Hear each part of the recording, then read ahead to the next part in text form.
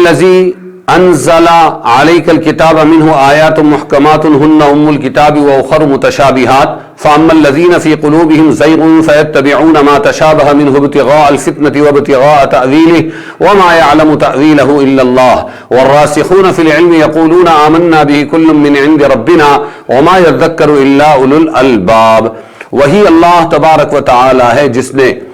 اتاری آپ پر کتاب،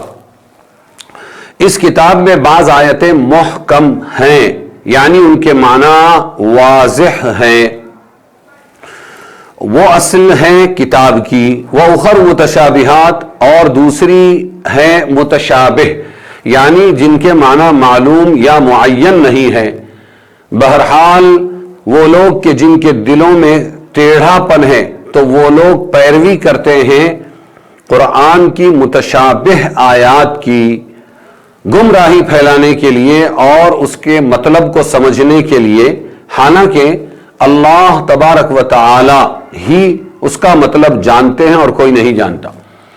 اور وہ لوگ جو مضبوط ہیں علم میں، مضبوط علماء مضبوط ہیں علم میں، وہ کہتے ہیں ہم ایمان لائے ان متشابہات پر بھی، کل من عند ربنا، اور تمام آیتیں ہمارے رب کی طرف سے ہیں، اور نصیحت نہیں پکڑتے ہیں مگر عقل والے۔ اس آیت میں توحید کے خلاف بعض شبہات کا جواب ہے۔ واقعہ یہ ہوا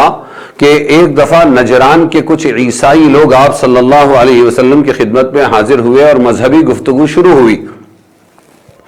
آپ صلی اللہ علیہ وسلم نے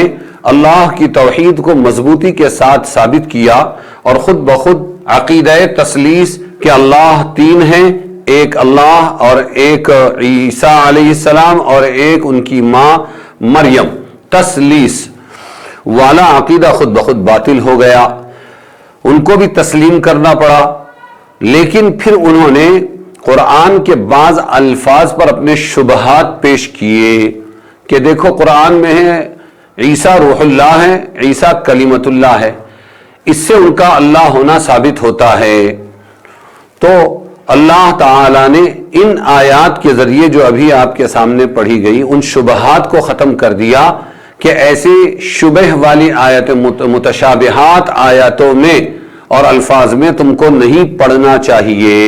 بس اس پر ایمان لانا ضروری ہے کہ جو کچھ ہے محکمات ہو یا متشابہات سب اللہ تبارک و تعالیٰ کی نازل کی ہوئی حق ہے،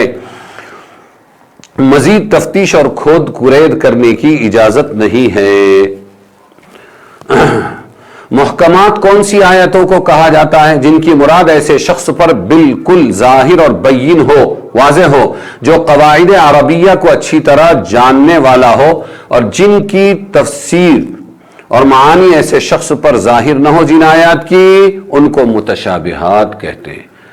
تو جن کے معنی معلوم وہ ہوئے محکمات، جن کے معنی معلوم نہیں یا معین نہیں وہ آیتیں ہوئی متشابہات۔ اور یہ جو محکمات ہیں جن کے معنی معلوم ہے یہی اصل کتاب ہے، یعنی تمام ساری کی ساری تعلیمات کا اصل اصول یہی ہے، تو پھر کافی ہے۔ جو سمجھ میں نہیں آ رہی ہے ان کے پیچھے نہیں پڑنا چاہیے۔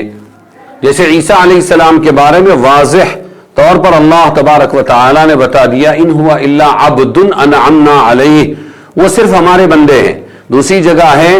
ان مثل عیسیٰ عند اللہ کمثل آدم خلقہ من تراب، عیسیٰ کی مثال ہمارے یہاں آدم کی طرح ہے کہ دونوں کو مٹی سے بنایا ہے اللہ تعالی نے۔ اس کے بعد صرف کلمت اللہ اور روح اللہ ان الفاظ کو، روح منہ ان الفاظ کو پکڑ کے ان کو اللہ کا درجہ دے کے تثلیث کے عقیدے کو چلانا، یہ ہے گمراہی، جس کو کہا کہ گمراہی والے متشابہات، ٹیڑھے لوگ متشابہات کے پیچھے پڑتے ہیں۔ حضرت عائشہ رضی اللہ عنہا نے حضور صلی اللہ علیہ وسلم سے روایت کی ہے کہ رسول اللہ صلی اللہ علیہ وسلم نے فرمایا جب آپ ایسے لوگوں کو دیکھیں جو متشابہات کی تفتیش میں لگے ہوئے ہیں تو آپ ان سے دور بھاگیں، کیونکہ یہ وہی لوگ ہیں جن کا ذکر اللہ نے قرآن میں کیا ہے۔ ایک حدیث میں ہے مجھے اس امت پر 3 چیزوں کا ڈر ہے، اس میں ایک چیز یہ بتایا کہ کتاب اللہ سامنے کھل جائے گی، اور پھر ہر کوئی ترجمے کے ذریعے ہر آدمی جاہل بھی اس کے سمجھنے کا، قرآن کے سمجھنے کا مدعی بن جائے گا، اس لیے بہت بچنے کی ضرورت ہے۔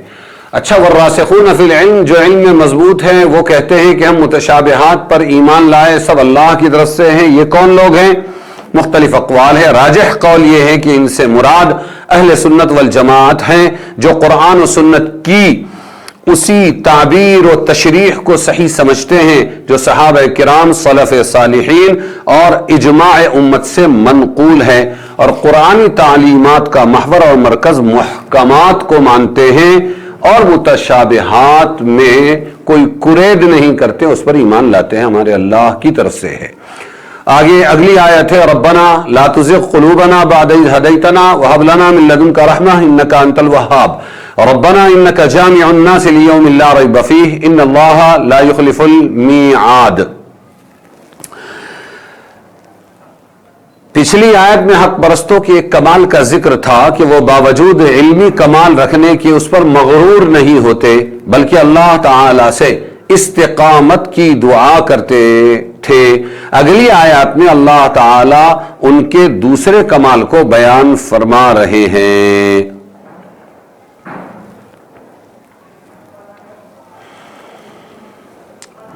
ایک حدیث کا مفہوم ہے کہ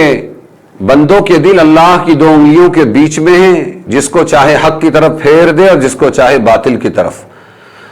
تو یہ بھی بتایا کہ دعا مانگا کرو، یا مقلب القلوب ثبت قلوبنا علی دینک، اے دلوں کے پھیرنے والے ہمارے دلوں کو دین پر جما دے۔ یہ دعا مانگتے رہنا چاہیے۔